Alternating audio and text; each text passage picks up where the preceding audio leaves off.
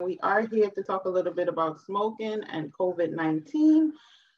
In this wonderful day and age that we live in, Harlem Health Advocacy Partners, and we are here to help you manage your chronic diseases such as asthma, diabetes, hypertension, even mental health. We are here to help you if you need help with health insurance, quitting smoking, which is appropriate for today. We have walking groups that we are have, and we will be starting again sometime soon, hopefully. We have our peer support meetings that meet bi-weekly, and we have one that meets monthly. And we also help you connect to local health and social services in the neighborhood. So for more information, you can give us a call or email us at that email address.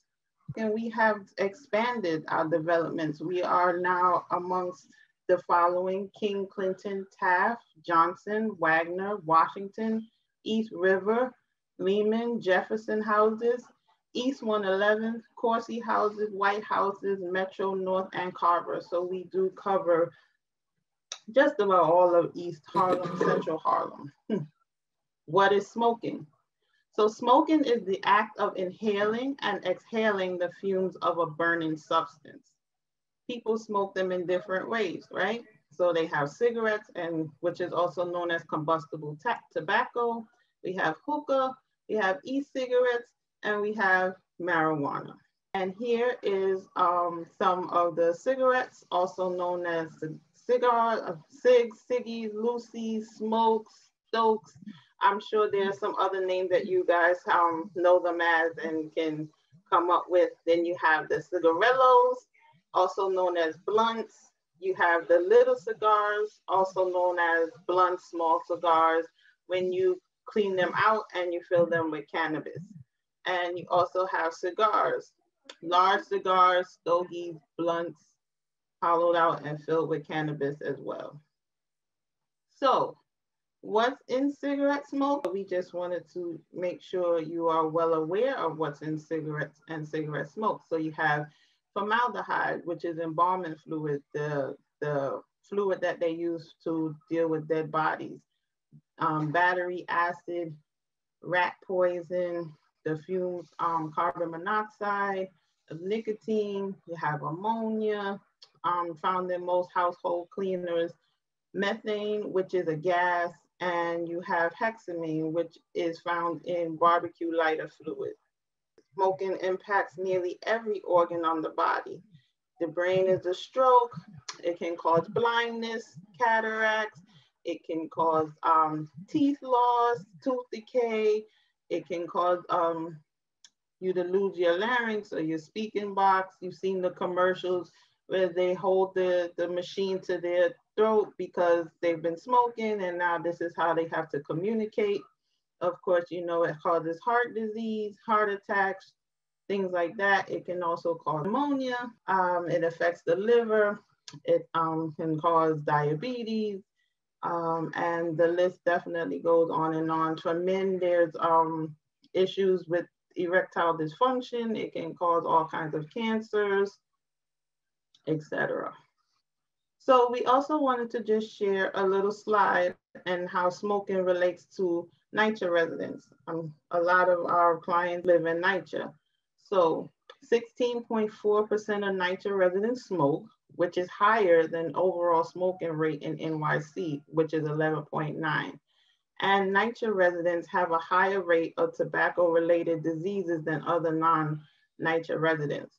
So as you can see in the graph, the blue is the residents that live in NYCHA, and the orange is the residents who don't live in NYCHA. There's just a tad bit more going on with NYCHA residents, and it's affecting their overall health with asthma, hypertension, and diabetes as well. Now, let's get to the good one, right? Hookah. So hookah consists of multiple parts, as you can see in the diagram. There's an ashtray, there's a plate where you catch the charcoal, there's a bowl that holds the charcoal and the shisha, the charcoal itself, which is what you burn and you're smoking and inhaling, the holes, you know, that it travels through. The shisha is the flavored blend of the herbal substances. So, you know, there's all kinds, there's bubble gum, there's mint, there's regular, there's, you name it, they got it, it's out there. And the water base, that's where they cool the smoke and it's created in the bowl, all those things that you see when they're smoking. So let's talk a little bit about the harms of hookah, right? So hookah smoke contains toxic chemicals that can be linked to heart attacks or cancer, respiratory symptoms, or decreased lung function. If tobacco is used, some people will mix it, put tobacco in along with the oils that they use. It can, the tobacco contains nicotine, and then it can cause carbon monoxide poisoning. And secondhand smoke and hookah is hazardous. Some people believe that they're not hurting anybody, but just like with cigarettes, those fumes go into the air and we breathe them in, and it causes problems for the person who is inhaling and not smoking. So either which way, they're very dangerous. They can be dangerous. So what are e-cigarettes? E-cigarettes are devices that heat liquid into an aerosol that someone can inhale. I'm sure you've seen people walking around with the machines that they don't let you don't, so you can't tell they're really a cigarette. They're also known as vape pens, e-hookah, or tank systems, or even mods. The liquid usually contains nicotine, addictive additives, and flavors such as, like I stated earlier, bubblegum, cotton candy, vanilla, peppermint, and many others. E-cigarettes are considered to be part of the tobacco family because of the nicotine they contain, the addictive part of the cigarette. They also can contain lead, nickel, and tin. E-cigarettes can also be used to smoke marijuana and other drugs. So here I have some pictures of various types of e-cigarettes. This picture here to the left is probably something that you've seen a lot of people with. That's the one that looks more like a cigarette. And then you have the machines. And then the bottom picture is a picture of some of the oils, the flavors that you can find for the e-cigarettes. So what are some health risks from e-cigarettes? Cancer, lung disease, missing teeth or other body parts, heart and blood vessel disease, asthma and COPD. And then there are very many other unknown conditions and complications that can arise from e-cigarettes. So we already talked about hookah, we talked about e-cigarettes. Cannabis is another popular one that we all know about. This is also referred to as marijuana, weed, pot, Mary Jane, green, grass, ganja, all the names you can pretty much see there. It contains THC and CBD. The FDA has approved CBD for certain medications. So like you will see that it is approved, but you do have to be medically cleared for that. So if that was, something that you experienced or that you know about, definitely talk more with your doctor about it. So as you can see, legal status is evolving, but there are still their own risks to it. Here are the different types of ways that you can smoke marijuana. So the first one is a joint or a spliff. This looks more like a paper-like situation. The next one would be blunts, which actually contain tobacco. The pipes and the water pipes, those are referred to as pieces or bowls or bongs. Those are like glass substances that you can put it in. And then there are edibles, which is like they're infused with marijuana. So some of the harms of it, the short term would be, memory and ability to retain information. It can also actually increase the risk of motor vehicle accidents. And then in the long term, it can, lower your educational achievement and increase your risk of experiencing psychotic symptoms. So we definitely want to, pay attention to that. And then secondhand, it's the same thing with this. Cannabis smoke can also contain toxic and carcinogenic chemicals. And then metabolites of THC have also been found in children exposed to secondhand cannabis smoke. And so all smoke can affect people, including secondhand. COVID-19 is happening now. And this is an illness that's caused by viruses. It's transmitted from person to person through air by sneezing, coughing, talking, pretty much breathing at this point, and being less than 6 feet away from a person. So we want to make sure that we are, still being conscious, especially, with what's going on right now. This is an illness that literally affects our lungs and causes breathing problems. So when we talk about smoking, COVID-19 does play a role. So how are they related? So smoking and COVID-19 can both cause damage to your lungs with long-term effects. They both affect people that have asthma or COPD. It can also put the person more at risk for COVID. And I'm sure you guys have seen that too on some advertisements. Both are more likely to cause heart and blood vessel disease. And of course, information is evolving because we're still in it. And so the best thing to do is, be educated and know how it affects our bodies. Okay, so now we're going to talk about some quitting methods and things like that. So if you're not ready to quit, what do we do in the meantime? So initially, when you do try to quit, you will experience some withdrawal symptoms, as you can see listed here: irritability, anger, depressed mood, hunger, cravings. All of these symptoms last about 4 weeks after, you start to quit. And then they do start to decrease. But these are symptoms that you want to look out for in the event that you are in the process of quitting or you want to quit.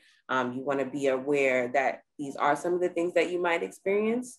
So if you want to educate yourself or try to avoid them as much as you can, that's the best way to go. And then the 5 Ds. So the 5 Ds are your journey to quitting, again, like I said. So if you remember these things, it'll make your quitting journey a little bit easier than normal. So the first is to drink water. Stay hydrated. I'm pretty sure that's probably the staple rule for everyone now, but especially if you smoke, drink water, drink water, drink water.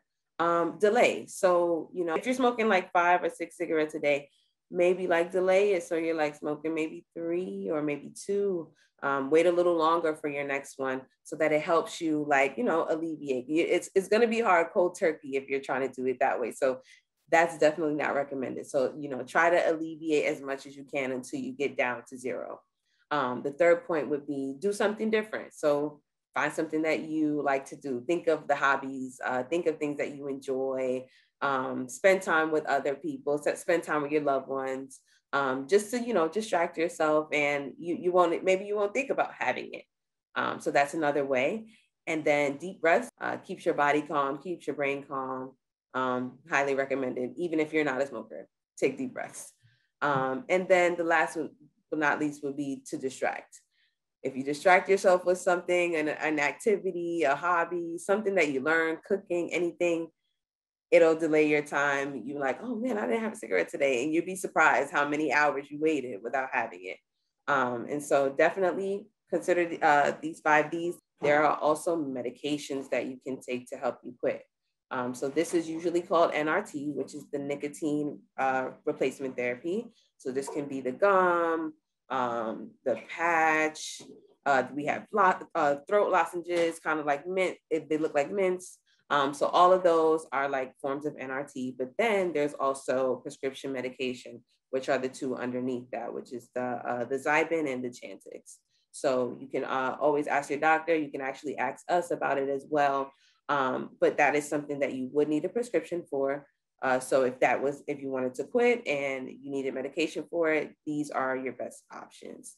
Here are some ways that you can quit smoking. So the most effective way is counseling and medication. Between, talking about it and also having that reinforcement with the medicine, it helps you in the best way. The second point would be counseling and single medication. So you don't have to take multiple medications. You can always take one, find the one that's best for you. Of course, ask your doctor, tell them what you're experiencing when you take it. And counseling, that's another great way if you want to quit. Medication only. Like I said, the NRTs and the prescribed medication, you can just do that and that'll help you as well. Or you can just do intensive counseling individually and that will help. moderate coaching or counseling, and then brief counseling, and then cold turkey would be the last. So cold turkey is possible, but it's not easy at all. So you have to, you have to be strong. You have to have really strong willpower. You have to be ready. You just genuinely have to be ready. And I think anyone can do it. You just, like I said, you have to be prepared. It's not a walk in the park for sure. Okay, so this is if you're ready to quit, you're like, I'm not doing this anymore. I'm tired. This is what I'm doing. So the first thing is just to, like I said, delay it. You want to reduce the amount of cigarettes or hookah, marijuana, whatever it is. You want to reduce it as much as you can. Because cold turkey is like, oh no, nothing at all. That can sometimes be scary. I get that. So, you want to reduce it. The next would be set a quit date. Setting that quit date, seeing that date, it'll motivate you every day. Like, okay, this day, if I get to this day, I know I made it and I can keep going if I make it to this day. So setting a quit date is super, super important if you're ready to quit. The next would be to call 311. So we all know they provide us with multiple information about things, but they also provide free information and medications to help you with quitting. So whenever you get a chance, you guys can call 311 if you're trying to just inquire, and they can actually share with you different resources. So keep that in mind as well. There's also a Smokers Quit line. And then the last will be us. We have a smoking cessation class that we do. And so if you were a part of Harlem Health Advocacy Partners, you would be able to come to the smoking cessation class every week. And we do different activities. We play games. We give out NRTs, all of that stuff. So if that's something that you're interested in, please let us know. This is the Core 4. And this is basically how we stay safe during this time. We're still in the pandemic. COVID-19 is very real still. And, we do have our vaccine, but we still have to be aware. So stay home if you're sick. That's a big one. We want to keep our 6 feet as always, even with your mask. You just never know. Let's be safe. Wear a face covering. I think we heard that a gazillion times as well. And keep your hands clean. Like, you get in the house, the first thing you do before anything, wash your hands. That is the golden rule at this point. And then get tested. There are so many free COVID testing sites, rapid testing, antigen testing in all boroughs. I think we don't have anything to worry about when it comes to that. Here's a slide just about the vaccines. If you have any questions about it, everyone is pretty much eligible right now. So if you want to get it, you are more than welcome to. And then NYC Well. So if you need to talk, if you feel like you want to quit, but this is not working out, you need someone to talk to, you're like, it's not going to work. NYC Well is a line for you. So any mental health problems that you are experiencing, you can reach out to NYC Well. You can call them, you can text them, and they can assist you. Like it says here, problems with stress, depression, anxiety, drug and alcohol use. So anyone, if you're feeling down, or if you feel like you just need someone to talk to and you don't know what to do, you can give them a call or text them, and they can start you with a counselor, with something, or maybe just provide an ear for you to talk. So definitely keep that in mind.